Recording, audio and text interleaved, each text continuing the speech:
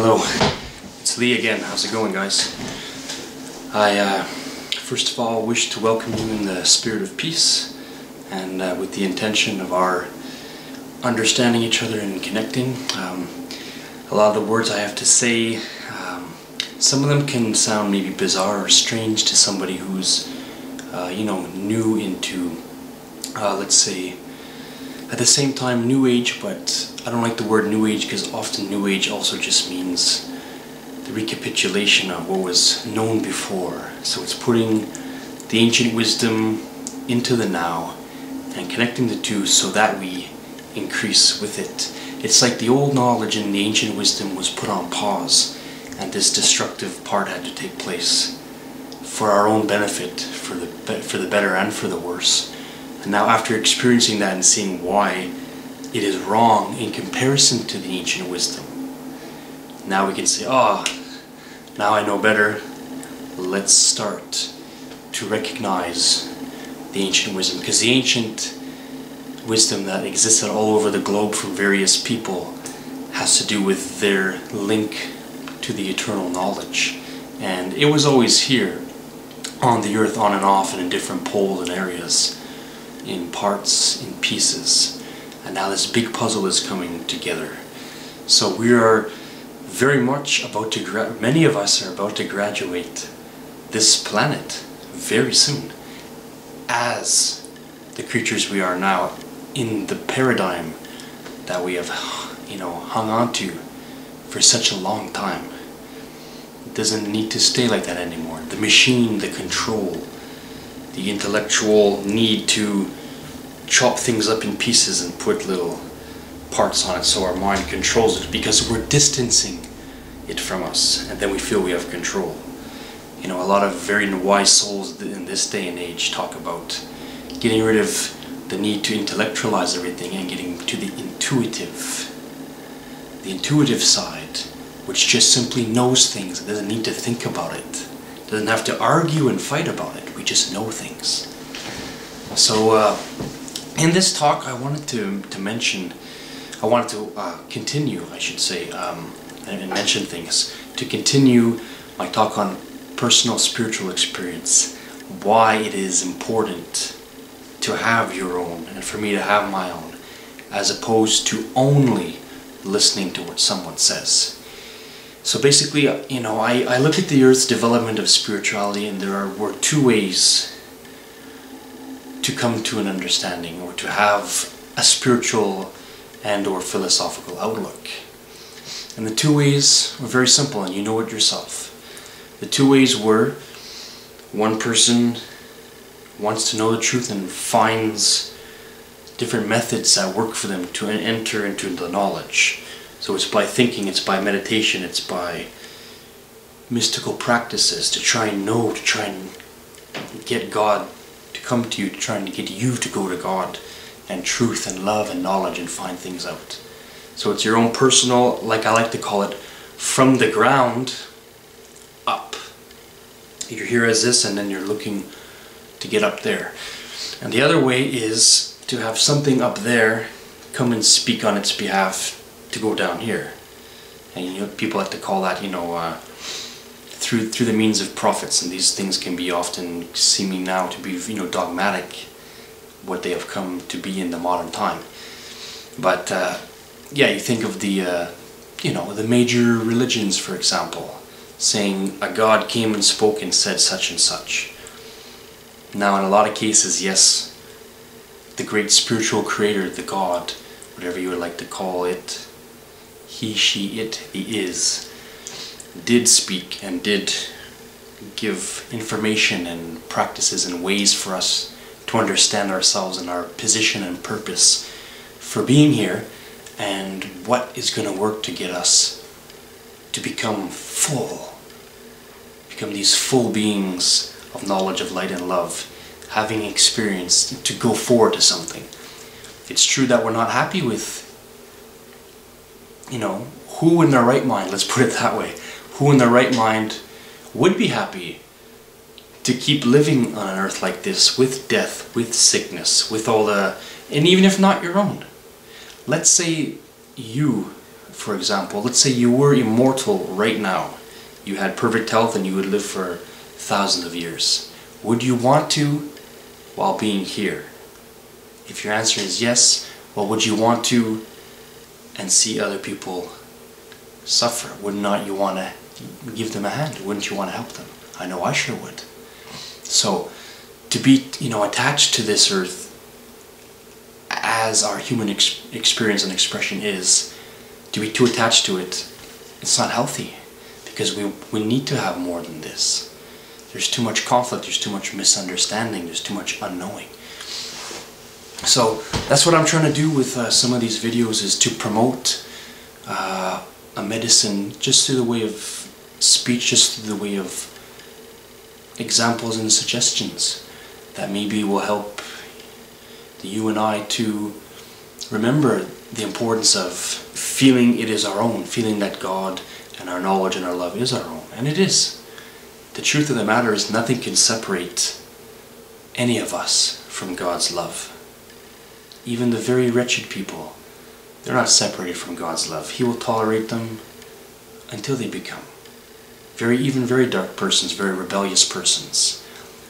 They are in conflict with themselves. They didn't accept themselves yet. It really has a lot to do with that. I was watching, I like to watch those videos, the video series. You can find it on YouTube and Google Video, Bridging Heaven and Earth. Alan, he is a great man. I love him dearly. He has lots of great guests and even his own wise words about reconnecting to the oneness, getting with the love.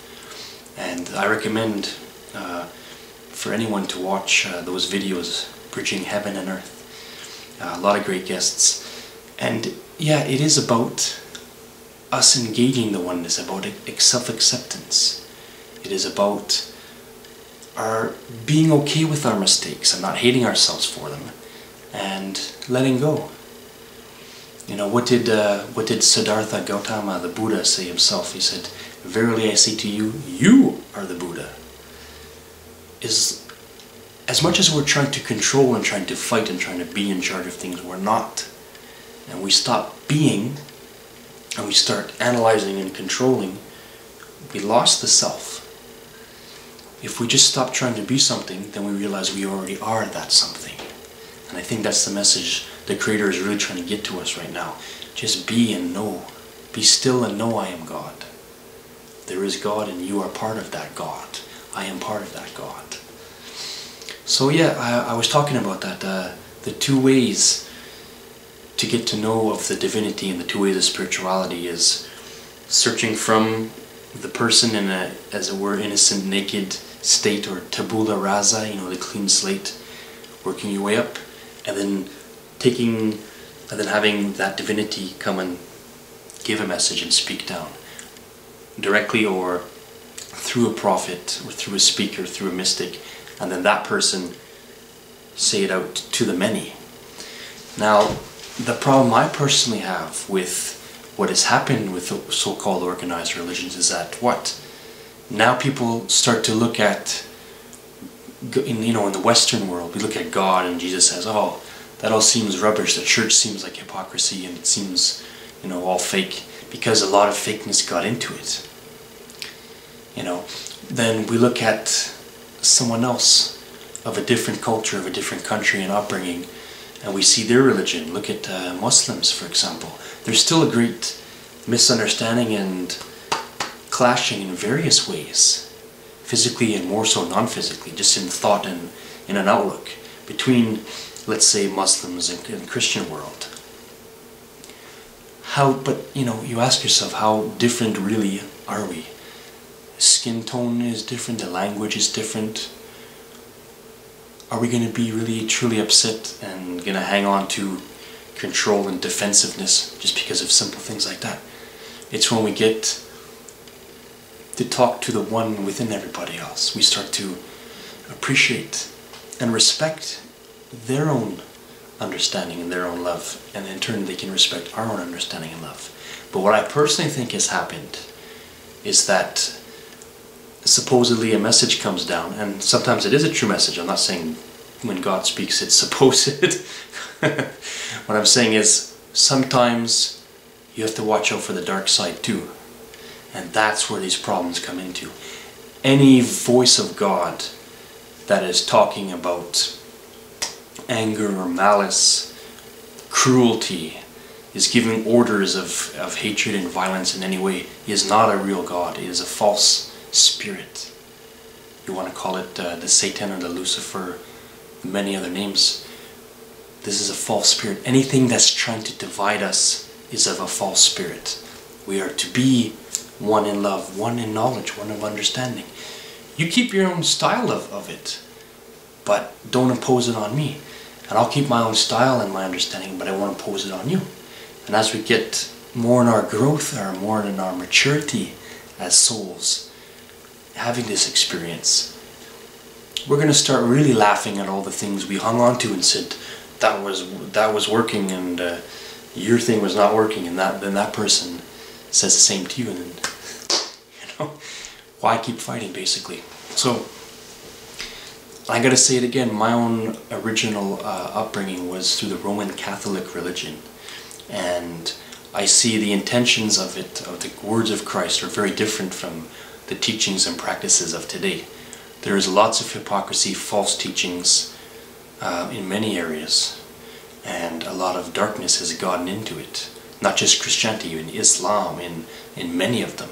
A lot of dark teachings have come into it. Anything promoting violence or foul behavior in one way or the other is not correct. I think people have gone off the path, and it was said to be. You know, even in Christ's time, when he was confronting the scribes, the Pharisees, Sadducees, and he was calling them hypocrites because they did not enter heaven, and nor did they try to let anybody else.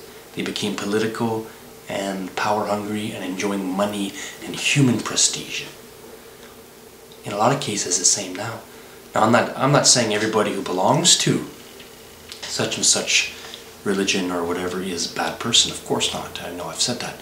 But the point is, when they are acting on an angry, aggressive mode, trying to be authoritative in spiritual matters, when really, for a lot of the time, they're very wrong, and they come to people who know more, and they just seem like foolish, angry kids, like a teenager trying to teach an adult who has a lot more experience, let's put it that way. Now, all of us have the same potential. We are all of the same quality. We're going to become very much a great and awakened being in the ocean of God, as if working as agents for that and helping the newer souls who are being exhaled from the mind of God manifested. It's all a wonderful cycle. It's all a wonderful school.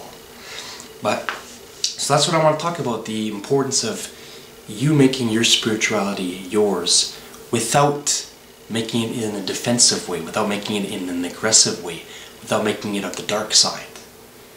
You know, you like, let's say for example, your favorite color is purple and mine is green, just for an example.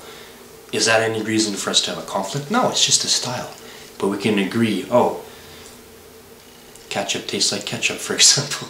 You know, there are common truths, and then there are personal preferences. You like ketchup on your hot dog, I like mustard on mine, for example, right? Personal preferences, which do not change or alter the truth of a matter, because they can't change truth. But let that style be yours, let that style be mine. We will always be able to individually express. But it cannot be about fighting when there's a difference. This has gone on this planet for way too long. It's embarrassing almost for me. I could say I almost feel embarrassed to be here again in yet another incarnation. And oh, the violence, the hate, the manipulation, the conceit, it's so boring by now. It's really time to get out of it. It's really time to get out of it. Take it from me, if I would dare to consider myself relatively a bit of an old soul as far as walking the earth. I mean, I'm just a young puppy compared to the great beings out there. But for any one of us who feels we've been here, done that on the earth, let's do it with